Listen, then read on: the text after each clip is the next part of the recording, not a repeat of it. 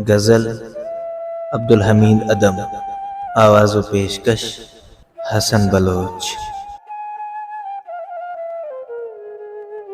जब तेरे नैन मुस्कुराते हैं, जब तेरे नैन मुस्कुराते हैं, ज़ीस्त के रंज भूल जाते हैं। क्यों शिकन डालते हो माथे पर, भूल कर आ गए हैं जाते हैं।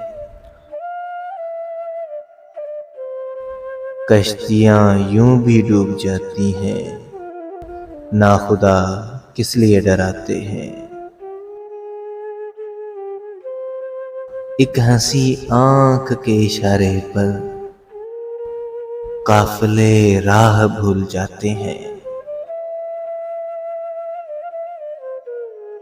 जब तेरे नैन मुस्कुराते हैं, ज़ीस्त के रंज भूल जाते हैं।